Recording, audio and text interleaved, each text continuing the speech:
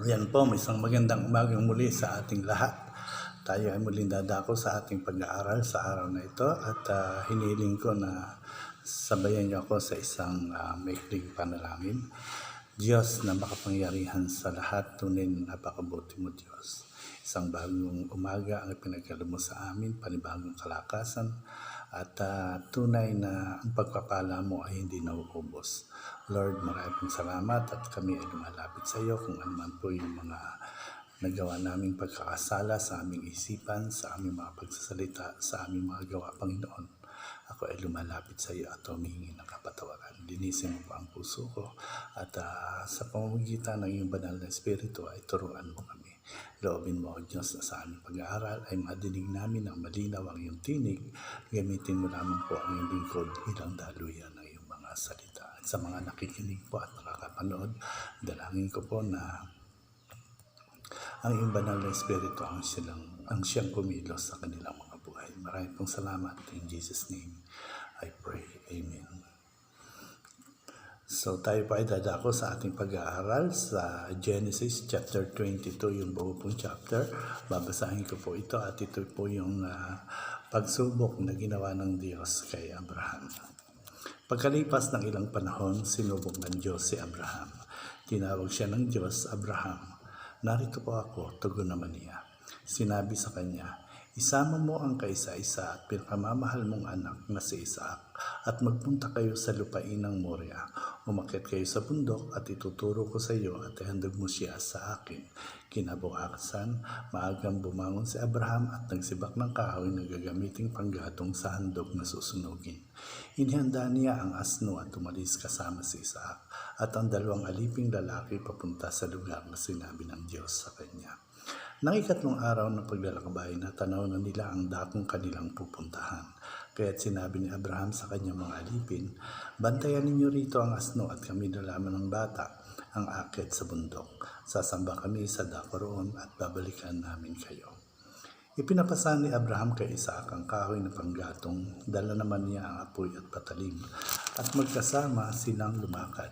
Tinawag ni Isaac ang pansin ng ama. Ama, ano yung anak? Tugon ni Abraham. Mayroon na tayong apoy at panggatong, ngunit nasaan ang tupang ihandog? Tanong ni Isaac. Sumagot si Abraham, anak, ang Diyos ang magbibigay niyon, kaya't nagpatuloy sila sa paglakad. Pagsapit nila sa lugar na itinuro ng Diyos, gumawa ng altar si Abraham.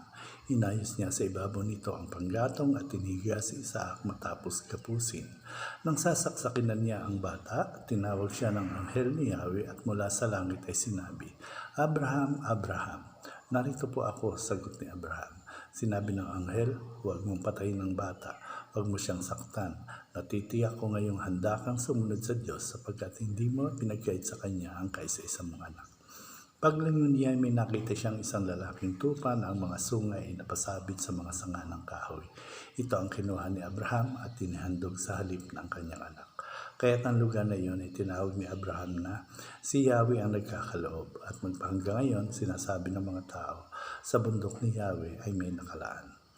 Mula sa langit, nagsalitang muli kay Abraham ang anghel ni Yahweh.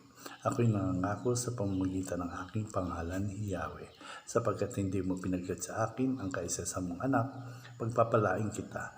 Ang lahi mo'y magiging sindami ng bituin sa langit at ng buhangin sa dagat. Sasakupin nila ang mga lungsod ng kanilang mga kaaway sa pamamagitan ng iyong lahi. Pagpapalain ang lahat ng bansa sa daigdig sapagkat sinunod mo ang aking utos.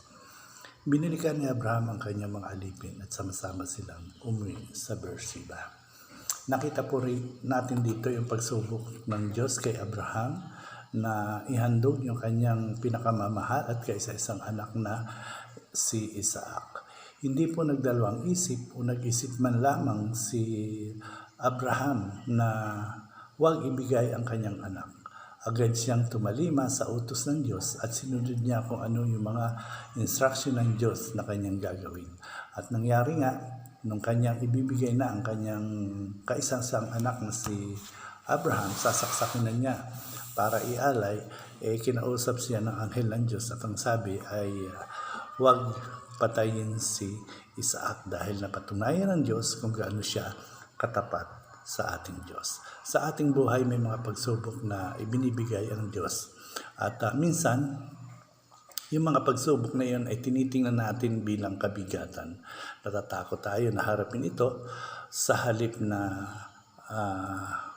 ating tanggapin at ipaubaya sa Diyos kung ano yung pagsubok na yun. May mga pagkakataon na nagugulo ang ating mga isip. Bakit tayo sinusubok ng Diyos? Tandaan po natin na ang mga pagsubok ay dumadaan lamang at tayo ay pinapatatag. Ang ating pananampalataya ay pinapatatag ng mga ganitong pagsubok. Ang sabi ng Diyos, hindi ko naman kayo bibigyan ng mga pagsubok na hindi nyo makakayanan. At kung kayo ay sinusubok, tumawag tayo sa Panginoon at siya ay handang tugunin ang ating panalangin at ibigay ang solusyon sa ating mga pagsubok. Tunay na napakabuti ng Diyos na sa bawat pagsubok, tandaan natin na kasama natin siya. Ano man bagyo yung dumating sa ating mga buhay, mga bundok na ating aakyatin, mga ilog at dagat na ating lalangayan, kasama po natin ang Diyos. Huwag tayong mabahala sa mga pagsubok na dumarating, sa mga kalamidad, sa mga bagyo ng ating buhay. Ang mahalaga po, hindi tayo iniiwan at pinapabayaan ng Diyos. Manampalataya lang po tayo tulad ni Abraham. Maraming pong salamat at muli. Salamat at bukas ipagpapatuloy natin ang pag-aaral. Dalangin ko po ang pagpapala at pag-iingat ng Diyos sa ating lahat. God bless po.